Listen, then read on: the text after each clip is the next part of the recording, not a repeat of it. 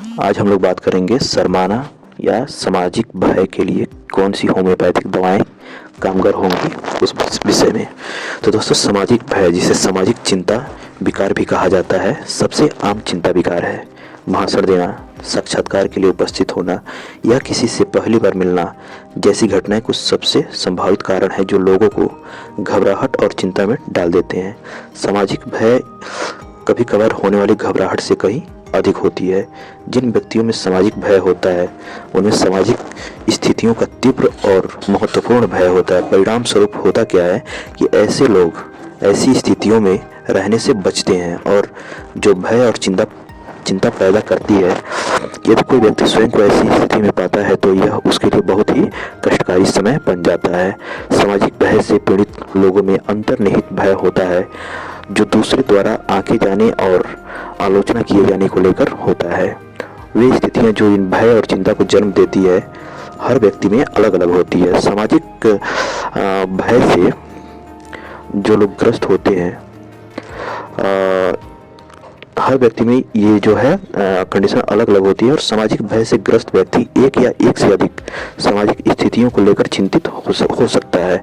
सामाजिक चिंता उत्पन्न करने वाली स्थितियों के कुछ सामान्य उदाहरण हैं कि सामाजिक रूप से अगला बोल नहीं पाएगा, अधिकार प्राप्त लोगों से बात नहीं कर पाएगा, नए लोगों से मिल नहीं पाएगा, सामाजिक समारोहों में भाग लेने से कतराएगा, मंच पर जाने से या वहां बोलने से कतराएगा, और फोन करने से भी वो कतराएगा। इस तथ्य से अवगत होने के बावजूद कि डर अनुचित है, रोगी अभी भी इस पर काबू पाने में असमर्थ है। सामाजिक भय के लिए या फिर शर्मीलेपन के लिए होम्योपैथिक उपचार में बहुत सारी दवाइयां हैं और इसका उपयोग करना एकदम सुरक्षित है। ऐसे मामलों में होम्योपैथिक दवाएं व्यक्तिगत और अन्य केसों में सिम्टम के आधार पर देना चाहिए।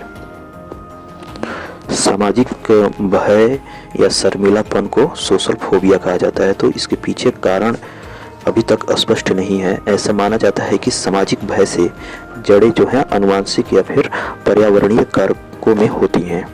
सामाजिक भय से पीड़ित प्रथम श्रेणी के किसी रिश्तेदार का व्यक्ति उच्च जोखिम में होगा। कभी कभी अतीत में कोई शर्मनाक स्थिति किसी व्यक्ति में चिंता का कारण बन सकती है, यदि उसे दोबारा उसी स्थिति में आना पड़े।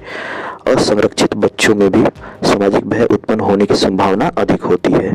इसके लक्षणों में चिंता, भय, अत्यधिक आत्मचेतना और दूसरों द्वारा देखे जाने या न्याय किए जाने का डर शामिल होता है। अन्य लक्षणों में अपमानित होने का डर, यह डर कि उनकी चिंता दूसरों को पता चल सकती है, भ्रम, शर्माना, कांपना, तेज दिल या धड़कन, सांस की तकलीफ, पसीना, हकलाना, कांपती आवाज, दस्त, मितली और घबराहट के दौरे ऐसे लक्षण देखने को मिल सकते हैं। सामाजिक भय के लिए होम्योपैथिक में बहुत ही सारी दवाई हैं जिनको मनोवैज्ञानिक शिकायतों का बहुत ही प्राकृतिक, प्रभावी और हानि रहित तरीके से इलाज किया जाता है। यह विषैले दुष्प्रभावों से मुक्त है। सामाजिक भय से पीड़ित मरीजों में होम्योपैथिक दवाओं के तहत अद्भुत सुधार होता है। सामाजिक भय जिससे परिणाम स्वरूप हल्की चिंता के साथ साथ घबराहट के दौरे भी पड़ते हैं, का इलाज होम्योपैथिक दवाओं से किया जाता है। सामाजिक भय के लिए होम्योपैथिक दवाओं के बारे में अब आपको बताते हैं। तो दोस्तों, इसमें 3 दवाएं हैं। पहली दवा है ब्राइटा कार्ब 30 CH पोटेंसी में। अगर शर्मिलापन है, अजनबियों से घृणा है, खुद पर भरोसा नहीं है, तो ब्राइटा कार्ब 30 CH पोटेंसी में 2-2 बूंद सुबह दोपहर शाम लेने से बहुत ही फायदा करता है, और यह ब्राइटा कार्ब बच्चे और बूढ़ों दोनों के लिए उपयुक्त है। जो दूसरी दवा है वो है कोका 30 CH पोटेंसी में।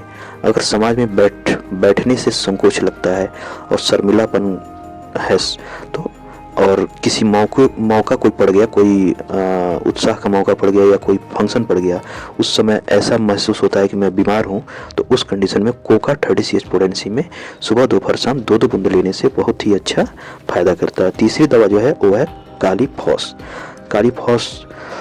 शर्मिलापन तो है ही, और बातचीत के प्रति अनिच्छा है, वह दूसरों से बातचीत करने में घबराएगा या फिर दूर भागेगा, तो उस कंडीशन में काली फॉस 30 CH पोटेंसी में 2-2 बूंद सुबह दोपहर शाम देने से बहुत ही अच्छा फायदा करता है। तो दोस्तों, ये थी शर्मिलापन के बारे में और उसमें काम करने वाली दवाई।